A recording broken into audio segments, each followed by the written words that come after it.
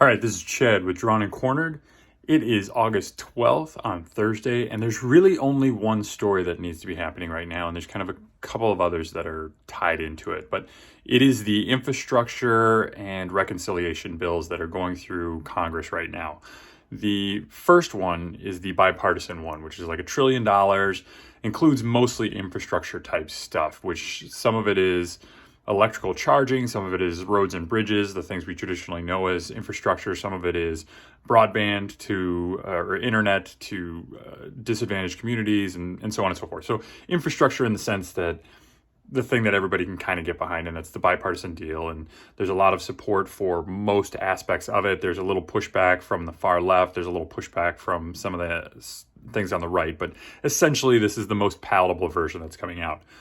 Now, tied into this, and the only reason that exists is because most of the stuff that was disagreeable to the Republicans was pulled out of it and put into a $3.5 trillion reconciliation bill that includes all manners of stuff. I mean, it's chock full of pork and expenditures and entitlement spending and just tons of extra stuff that is really not something that the Republicans are super happy about.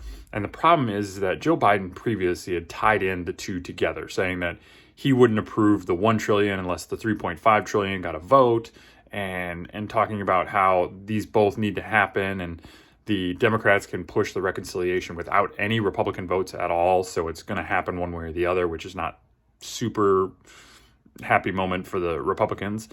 But both of these are going through right now.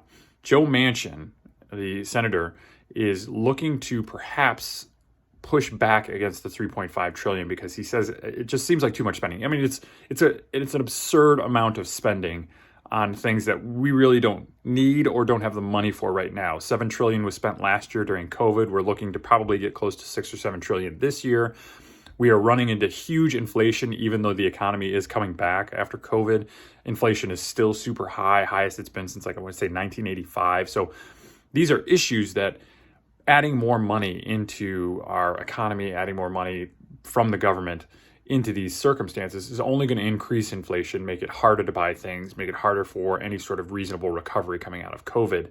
And there's people that recognize that. They also know that because midterms are not looking great for Joe Biden right now, there's a lot of things that are really unpopular, from the way that COVID's been handled and the vaccination rates, and saying that we're going to get to this point and not making it because of people that are unwilling to be vaxxed or hesitant to be vaxxed. Couple that with the southern border and some of the things that are going there with immigration. Like, Joe Biden is looking at a pretty dodgy midterm. And if they lose that majority, all of this is off the table. So Democrats are looking at this opportunity as being their last gasp to really get a ton of these programs in there, from early developmental education, like going all the way down to kindergarten, and preschool, doing paid family leave, doing all sorts of stuff that is in that massive reconciliation bill, is perhaps at risk if they don't make the midterm. So they have to get it done now, and everybody kind of feels that pressure. And that's why there's this massive push from the Democrats.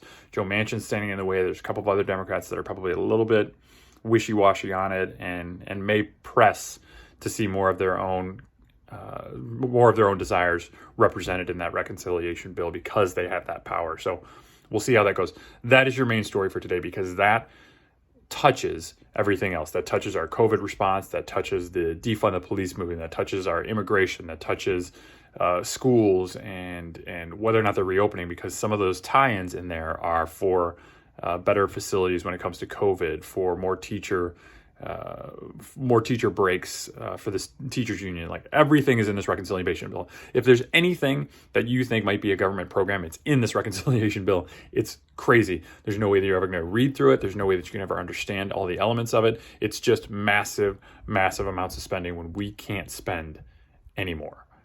And that's going to be your top story for today. Thank you very much for tuning in to Drawn and Cornered. If you have any questions for me, leave a comment down below. Otherwise, tune in tomorrow and I'll get you a little bit more.